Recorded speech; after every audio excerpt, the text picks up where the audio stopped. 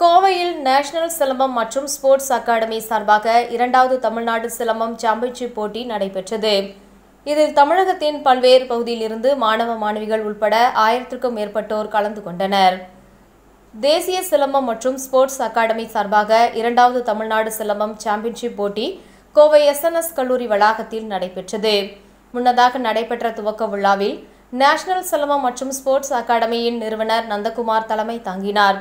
சிறப்பு விருந்தினராக gain Holmes land developers நிறுவனத்தின் நிர்வாக இயக்குநர் கணேஷ்குமார் கலந்து கொண்டு போட்டிகளை துவக்கி வைத்தார்.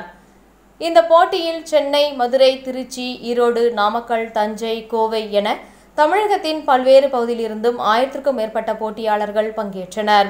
4 வயது சிறுவர் சிறுமியர்கள் முதல் 60 வயதிலான பெரியவர்கள் வரை கலந்து கொண்ட இதில் மாணவர்களை காட்டிலும் மாணவிகள் அதிகமாக கலந்து கொண்டனர்.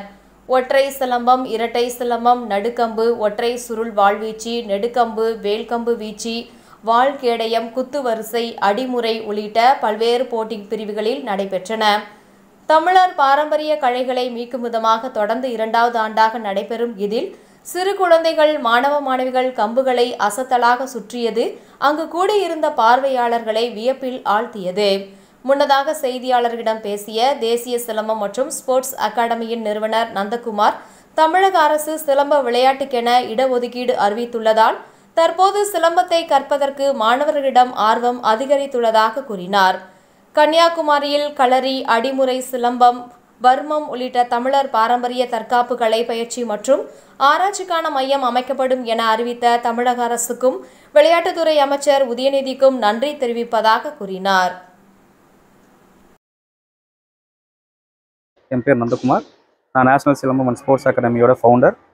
இப்போ பார்த்தீங்கன்னா நம்ம அகாடமி சார்பாக 2வது மாநில சிலம்ப போட்டி நம்ம கோயம்புத்தூர் SNS இன்ஸ்டிடியூஷன் வளாகத்தில் நடைபெற்று கொண்டிருக்கிறது.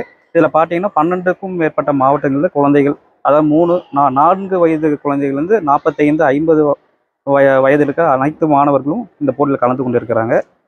இப்போ பார்த்தீங்கன்னா இப்போது நம்ம தமிழக அரசு பார்த்தீங்கன்னா 3% இடஒதுக்கீடு கொடுத்தனால இன்னும் நிறைய குழந்தைகள் இந்த சிலம்ப விளையாட்டை விளையாடுறக்க ஆர்வமாக இருக்காங்க.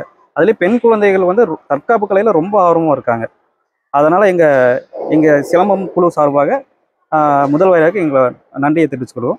அது மட்டும் இல்லாமல் கன்னியாகுமரியில் வந்துட்டு நம்ம அடிமுறைக்கும் குத்து வரிசைக்கும் வந்துட்டு ஒரு ஆராய்ச்சி மையம் துவங்க போகிறதா இருக்காங்க. அதனால் உதயநிதி ஸ்டாலின் ஐயா அவர்களுக்கும் வணக்கம், எங்களோட நன்றியை தெரிவித்துக் கொள்கிறேன்.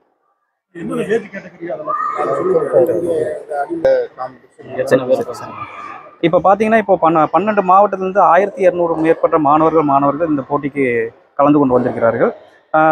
ஒற்றை கம்பு, இரட்டை கம்பு, சுருள்வாள், வாள், வேல், அடிமுறை, குத்துவரிசை, வாள் கேடயம், மான் கொம்பு போன்ற அனைத்து விளையாட்டுகளும் இப்போ கலந்து கொண்டிருக்கிறார்கள்.